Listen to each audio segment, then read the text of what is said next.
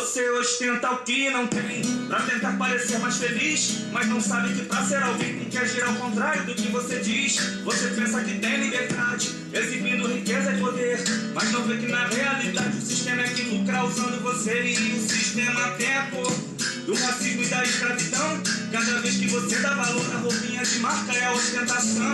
A elite burguesa e branca, que é dona das lojas de grife, se dá bem pois você bota a banca, mas é o sistema que aumenta o cacife. Clipe norte-americano de artista que faz hip hop, você quer imitar por engano, pensando que assim vai ganhar mais ibope.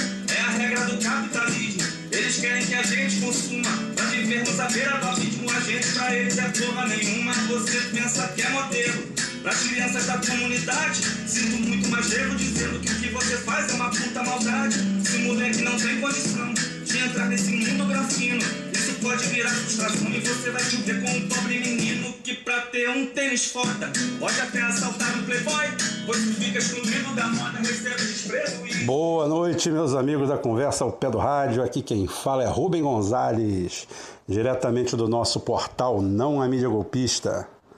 Já vou pedindo aí, vamos nos inscrevendo aí no canal, vamos dando like se gostou, comentando e vamos tocando o barco, gente. Hoje botei a música até um pouquinho mais, né? Porque esse daí é hoje um dos grandes compositores brasileiros, um puta de um cantor, um puta de um artista e pouco conhecido por todo mundo. É o Eduardo Lira Krieger, tá? O Edu Krieger.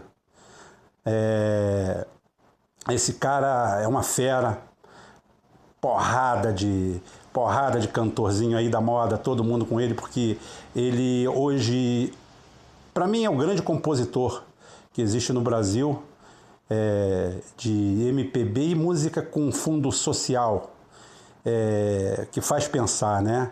E para quem não sabe, né, ele é filho do Edno Krieger, que simplesmente é o presidente da Academia Brasileira de Música, tem 90 anos, está vivo e ativo, e é o maior músico vivo brasileiro, tá? Foi regente da Orquestra Sinfônica Nacional, é um monstro. Só que não faz sertanejo universitário, não faz funk, não faz nada, não faz música de consumismo para passar nesses programas vagabundo que a gente vê. E isso aí, então, gente, a coluna social hoje, nossa, o nosso lado social aqui da música ficou um pouco maior, porque merece destaque essa música, que o nome dessa música é Resposta ao Funk Ostentação, ou seja, o mal que esse funk ostentação faz na cabeça do pobre, do miserável da periferia. Ele tem uma visão sensacional disso aí. Ele tem uma música também que é fechando, acho que o ano de 2014 ou 2015, que ele faz a narrativa do ano, que é assim uma coisa sensacional. É de uma sensibilidade incrível, vale a pena. Gente, começando aí a semana, né? Aqui no Rio de Janeiro amanhã é feriado, não sei em outros estados, é dia da consciência negra. Para mim não serve de nada, porque eu tenho consciência humana todo dia, né? Mas tudo bem. Isso daí vai de cada um. Eu não acho que tem um dia para a gente pensar nisso. O dia da consciência. O ser humano tem que ter consciência todos os dias, todos os momentos. Não estou aqui para fazer demagogia, nem para fazer falsidade, nem para fazer falsos amigos. O meu papo é reto. Inclusive, eu vou fazer uma série aqui que vai custar caro à esquerda, que é uma abordagem séria, correta, profissional, eu estou falando profissional mesmo, tá? E totalmente isenta da ideologia de gênero. Atenção, gente, nada contra homossexual, tá? Nada contra gay, nada contra... Sim, contra a ideologia. Ideologia é um conjunto de ideias que te forçam a um ponto comum, a uma visão comum criada por segundo, por terceiro ou por quartos, não por você. E como eu falei para todo mundo, eu quero que você pense, não como eu. Pensa. Se eu te convidar a pensar, é o suficiente. Então vai ter porrada feia. Por quê? Porque minha página foi tirada do ar exatamente por causa disso. Por uma brincadeira, uma piada, uma sacanagem que eu fiz, e eu já levantei a história toda, eu sei. Porque eu virei e falei assim, eu acho muito engraçado como é que os gays, tá? E esses grupos, essas ONGs, sempre, esses pós-mod, sempre lutaram contra a família. Quando você vê uma novela, você vê alguma coisa, tudo que se faz numa novela é uma caricatura de uma família. Eu não vejo minha família representada ali. Meu pai nasceu em 1912 e morreu em 1998. Meu pai morreu com 86 anos. Eu nasci em 63, ou seja, eu fui criado na década de 70 por ele. E meu pai nunca foi nada daquilo ali. O estereótipo que existe nas novelas, nos programas, nos noticiários, tudo isso aí é a venda. Quando você vê uma família suburbana, você vê um pai ridículo, opressor, canalha, bronco, estúpido, uma família oprimida e um gay, coitado, sofredor no meio daquilo tudo. Existem esses casos? Existem. É porque eu sempre falei, a banalização da situação e a fulanização levam a isso. Você pega os problemas, você tem que ver genericamente. Genericamente, esse pai de família é um pobre coitado, um desgraçado que não teve uma chance na vida de estudar, de trabalhar, só teve trabalho na vida, só trabalho, e ele sustenta aquela família como ele pode. Isso daí é o padrão médio do brasileiro. O padrão médio do brasileiro não é o pai déspota que chega em casa e enche todo mundo de porrada, não. Isso é exceção. Mas só que os grupos identitários querem pautar a nossa vida, querem fazer uma pauta midiática com uma associação enorme aí que ninguém sabe quem está por trás disso aí, porque isso custa milhões, bilhões. Isso custa, isso tem custo, isso não é de graça, não. Montar equipes, eleger deputados, pagar a mídia, adestrar a mídia, ter sempre a mídia. Não é à toa que sempre tem um George Soros por trás, tem uma fundação Ford. O que leva essas fundações, esses bilionários, a se interessarem tanto por essas pautas identitárias? Eu pergunto e eu respondo. O fracionamento da sociedade, a fratura da sociedade. Isso daí leva a gente a um ponto, a dois pontos. Você pode botar e escrever, nos próximos 10 anos, o Brasil vai ser uma república fundamentalista neopentecostal e a Europa vai ser um continente muçulmano fundamentalista. Por quê? Porque todo mundo, nós vamos criar um exército, um povo todo praticamente hermafrodita. Nós vamos querer chegar a esse ponto. É por isso que eu estou falando. Eu não estou falando nada contra o gay, é uma opção de cada um. É uma opção. Agora, a ideologia de gênero é uma ditadura. É uma ditadura e esse pessoal tem que ser parado. Chega, basta. Eu não quero mais ser pautado por ninguém. Eu tenho a minha opinião, eu tenho direito à minha opinião. E eu cheguei lá no meu Facebook e falei, eu acho engraçado que o pós-mod falou que a família, o casamento, a família tradicional é um fracasso, deveria acabar. E, no entanto, do outro lado, ele agora luta para os gays se casarem e constituírem uma família. Há uma digressão nisso aí, há um processo aí anacrônico. Então a gente tem que escolher de que lado a gente está. Ou vamos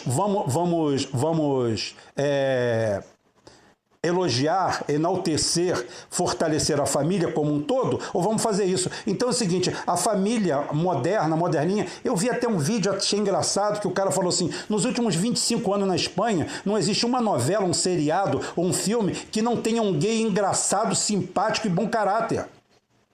E não tenha um hétero que seja malvadão, canalha e filho da puta. Isso parece que é gratuito, mas não é gratuito. Eu estou falando contra os gays? Não, já falei, tenho gay na minha família. Não tem problema nenhum. Eu respeito a pessoa por aquela posição dela. Eu estou falando ideologia de gênero. A Companhia de Jesus, os jesuítas, pregavam, eles tinham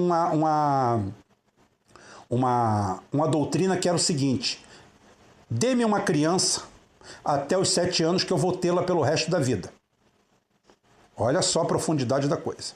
Dê-me uma criança por 7 anos de novo, até os 7 anos de idade, recém-nascido até os 7 anos, que eu vou tê-la pelo resto da vida, porque eu vou doutriná-la. Tá? Eu vou criar uma ideologia para ela. Eu vou incultar isso aí nela. E eu vou perder um ou outro, mas isso daí é dado estatístico. É o que eu falei, a fulanização da história. Ah, mas o Zezinho entrou nisso aí, foi lá, tacou fogo na sacristia, saiu fora, quis comer o padre e falar para todo mundo, e o que aconteceu? Tá bom. Esse daí é exceção. O que vale é a regra. Por isso que eu falo, você não deve fulanizar as situações. É aonde eu, criando um link já, eu falo que eu vou fazer um grande vídeo aqui enaltecendo Stalin. Vou fazer um vídeo aqui para bolsonarista de verdade, cara que votou no Bolsonaro, que acredita no bom senso do Bolsonaro e que ele pode resolver uma coisa, que vai aplaudir. Tá? Porque ele visa simplesmente o que foi Stalin e por que satanizaram Stalin. Por que ele é o grande inimigo? Por que ele é o grande inimigo? Por que o comunismo virou o grande inimigo? E por que é que invadiram o comunismo a ponto de destruí-lo como ideologia? O comunismo é o correto, é o certo? Não. Não. Não é. Eu acho que tem que ter várias correções. Acho que o processo é dinâmico. Até porque parte para uma utopia. E a utopia do comunismo não casa com a mentalidade do ser humano. Não ao nível que nós estamos. O ser humano, ele é egoísta. Ele é egocêntrico. Via de regra. Farinha pouca, meu pirão primeiro. 99% de nós pensamos assim. Até eu penso assim. E você também pensa assim. Não adianta dizer. Ao contrário, você pode não fazer isso 100% do tempo. Mas o instinto de autopreservação está no nosso código genético, né? Nós não temos muito para onde correr. Isso daí está dentro da gente. Mas é claro, a gente pode domesticar isso. A gente pode melhorar isso. Mas o não. O pior é que a gente acentua isso para o lado oposto. Então, tudo faz parte de uma ciência, de um estudo. Rubem, você está viajando. Não estou viajando. Eu não estou viajando. Isso existe. Isso é real. Isso é verdadeiro. E o que acontece é o seguinte, o melhor jeito de você dominar uma sociedade por inteiro é fracionando a mesma. Fracionando em quantos núcleos você puder. Tá? Núcleos, subnúcleos, e que esses se dividam em outros núcleos e subnúcleos, tá? E que esses identitários criem grupos subidentitários e outros identitários abaixo desse daí, e todos eles, porque primeiro você cria a ideologia de gênero, homem, mulher e gay. Daqui a pouquinho você tem o gay homem e o gay mulher, feminino, e daqui a pouquinho você tem o que é canhoto, daqui a pouquinho você tem o que não tem um pé, daqui a pouquinho você não tem um pé, mas também não tem um dedo do pé esquerdo, tá? E o outro que não tem mão. Aí você vai criando. Isso daí se chama fracionamento, fraturamento. A sociedade deixa de pensar como um todo, tá? E simplesmente passa a pensar individualmente. Aí o seu adversário lá, é aquele negócio, você não precisa correr mais do que o leão, só precisa correr mais do que essa gente. Você não precisa ter a maioria absoluta, você precisa simplesmente ter uma minoria que junta, coesa, pensa de uma forma e manda no mundo, e muito pequena. Teve um amigo aqui que falou aqui, que eu não me lembro o nome dele, falou uma coisa que é verdade. Falou assim, se o comunismo e o socialismo fosse aplicado realmente como deve ser aplicado, entraria no governo e não sairia mais. Porque ele defende o pobre, defende o trabalhador.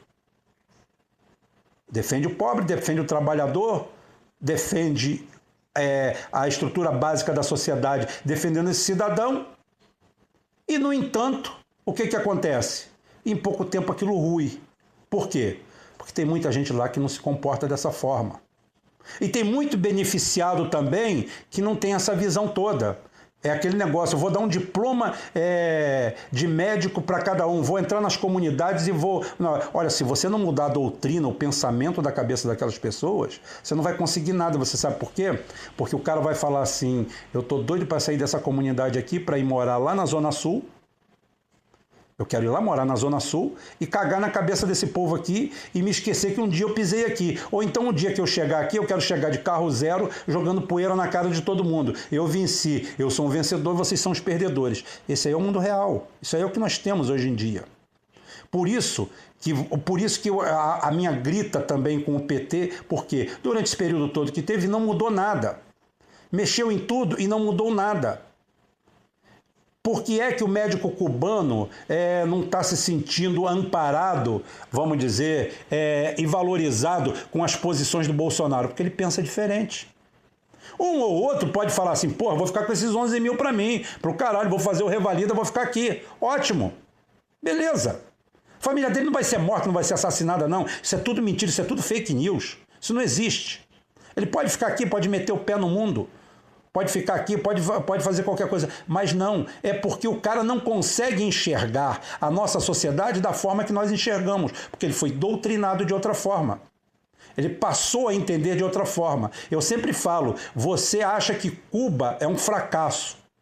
Quando você achar que Cuba é um fracasso, você vai para o seu livro de história, vai para o Google, procura lá e fala assim, Haiti, anos 50. Estuda alguma coisa sobre o Haiti nos anos 50 e começo dos anos 60. Leia o máximo que você puder, Papadoc, Baby Doc, aquela turma todinha, o capitalismo, como foi. E você vai lá e lê como é que é a transição de Fulgêncio Batista, tá? para Che Guevara, que foi o grande tocador do negócio, foi o que botou a cara, tá? E se arrebentou lá. Então é o seguinte, ele que botou a cara, compara a obra dele e a obra do Baby Doc e do Papadoc.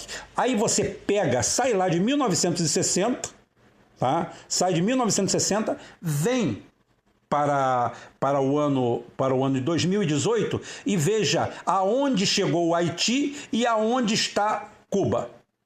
Cuba, economicamente, é um país insignificante, deve ter o PIB de Caxias, no Rio de Janeiro. Tem 11 milhões de habitantes. Ele tem menos habitantes que nós temos de desempregados. Mas por que Cuba incomoda tanto? Por que as pessoas se preocupam tanto com Cuba? Por que todo mundo aqui tem ódio do Fidel Castro? Eu posso ir na sua casa, ver o modelo de vida que você implementou, que você botou para os seus filhos, botou para a sua mulher, eu vou chegar lá e vou admirar. Vou falar assim, porra, cara, fulano deu jeito na vida dele. Não serve para mim. Não serve para mim aquilo ali que ele fez. Mas eu admiro isso.